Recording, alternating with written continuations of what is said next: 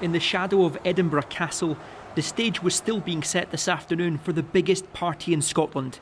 Edinburgh's world-famous Hogmanay street celebrations normally host upwards of 75,000 people. But just along the Royal Mile, Scotland's First Minister was preparing to deliver a hammer blow. New COVID restrictions mean this New Year's Eve party is over before it's begun. We know that the much higher transmissibility of Omicron means large gatherings have the potential to become very rapid super spreader events, putting large numbers at risk of getting infected very quickly. Limiting these events helps reduce the risk of widespread transmission. For 3 weeks, outdoor events will be restricted, so as well as Edinburgh's Hogmanay party being cancelled, Scottish football will be behind closed doors or postponed from Boxing Day.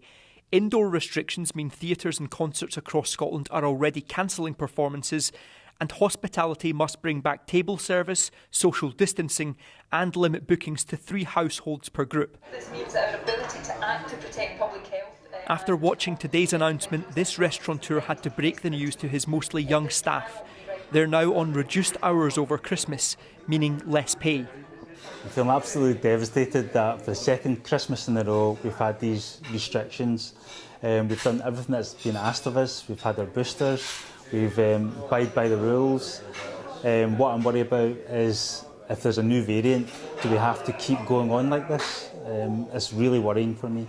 Scotland now joins Wales in making sports supporter-free. But no such crowd restrictions have yet been announced for England, where tonight 60,000 crammed into Arsenal Stadium for a cup match with Sunderland. Scenes that concern epidemiologists. There's 2 things we need to consider in regards to these big outdoor events. The first one is that they usually involve people mixing in unusual patterns, so meeting people that you don't typically do, so contact tracing is harder. But the other thing is that it's not just the single big events themselves, but it's the things around them. So it's not just the meeting in the football stadium, it's what happens that you do afterwards. The aim of new restrictions is to buy time, for scientists to learn more and to get more boosters into arms. But there is no guarantee that even these 3 weeks of more sacrifice will be rewarded with anything close to normality early in the new year. Peter Smith, News at 10, Glasgow.